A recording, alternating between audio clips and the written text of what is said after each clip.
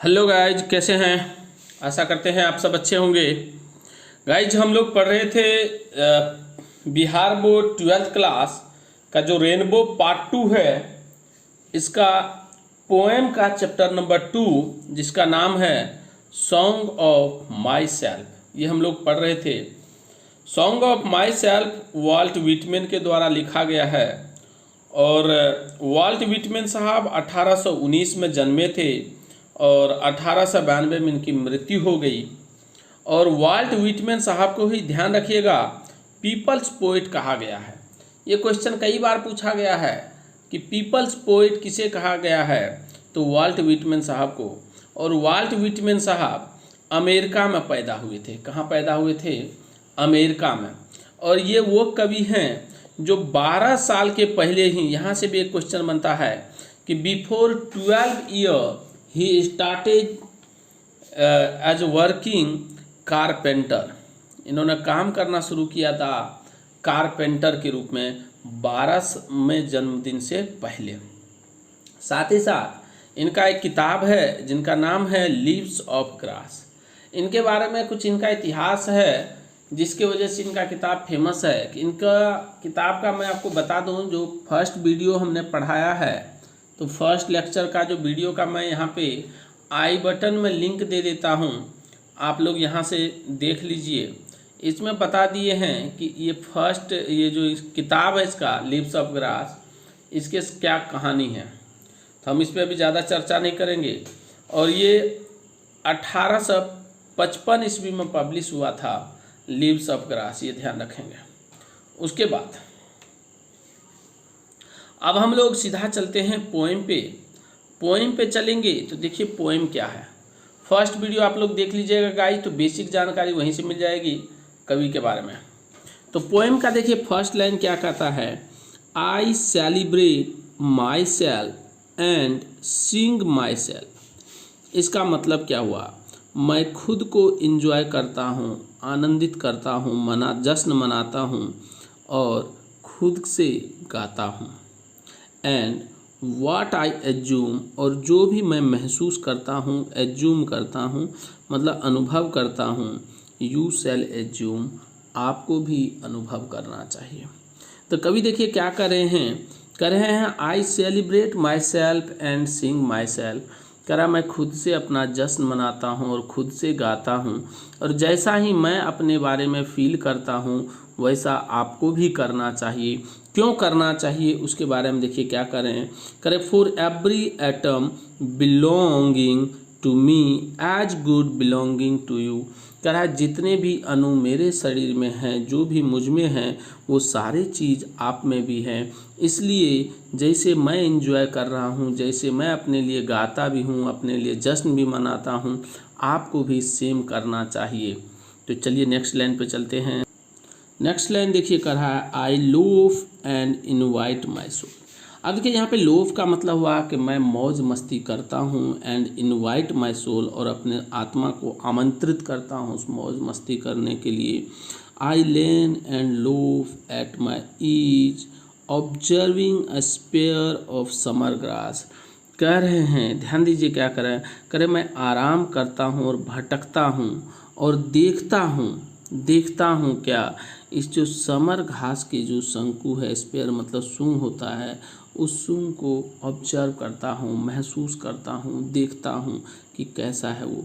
मतलब यहाँ कवि ये कह रहे हैं कि मैं अपने हर अच्छे बुरे समय को देखता हूँ, महसूस करता हूँ कि कौन सा समय अच्छा है, कौन सा समय बुरा है। यहाँ समर ग्रास का मतलब ये हुआ कि जो समर के ग्रास में जो स्पेयर होता है वो सूंग होता है, मतलब बुरे वक्त में जो चुभन होती है, दर्द होती है, उसको भी कवि समझते हैं। कह रहा है my tongue every atom of my blood. कह रहा है मेरा जो टंग है, वो जो जुबान कहिए, every atom of my blood, मेरे ब्लड का हर कण, formed from this soil and air. कह रहा है वो इसी मिट्टी से और इसी हवा से बना हुआ है। मेरा जो आत्मा है, मेरा जो ब्लड का हर एक कण है, वो क्या है, इसी मिट्टी और इसी सोयल मतलब होता है मिट्टी, इसी मिट्टी और इसी हवा से बना है। कह रहा बॉर्न हियर ऑफ पेरेंट्स, कह रहा मैंने यहाँ के माता पिता से जन्मा।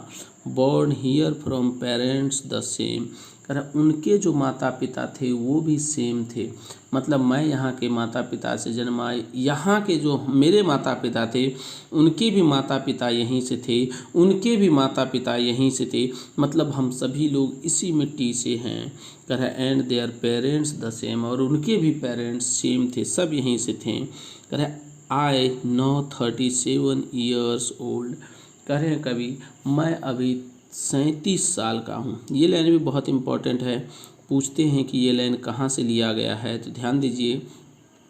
कह रहे हैं I now 37 years old in perfect health begin, और मेरा जो हेल्थ है वो बहुत ही मस्त है, परफेक्ट है। Hoping to cease not till death, और कह रहे हैं मैं उम्मीद भी कर रहा हूँ कि मृत्यु तक हम ऐसे बने रहेंगे, मेरे हेल्थ ऐसे ही बने रहेंगे। अगला पॉइंट देखिए क्या कर रहे हैं। करे क्रीड्स एंड स्कूल्स इन एबेंस, एबेंस मतलब होता है दूर रखना, क्रीड्स मतलब होता है धार्मिक मान्यता, स्कूल्स मतलब होता है ज्ञान के जो फैक्ट्री, स्कूल का इस किताब के हिसाब से, और ओरिजिनली मतलब यही होता है द फैक्ट्री ऑफ नॉलेज। तो ये कह रहा है कि जो ज्ञान है हमारा, जो पुराना ज्ञान है और जो मान्यता है उसको परे रखते हुए, दूर करते हुए क्या है, retiring back a while sufficed at what they are but never forgotten. देखिए कह रहे मैं थोड़ी देर के लिए उसे छोड़ करके पीछे आ जाता हूँ, रिटायरिंग बैक अ वाइल, थोड़ा सा पीछे आ जाता हूँ। तो देखिए क्या कर रहे हैं, सफिस्ट मतलब गाइस यहाँ पे सफिशिएंट होगा, पर्याप्त होगा। एट वाट दे आर, करे वो जो कुछ भी था वो पर्याप्त था है, जो कुछ भी है मेरे पास वो क्या है, पर्याप्त है।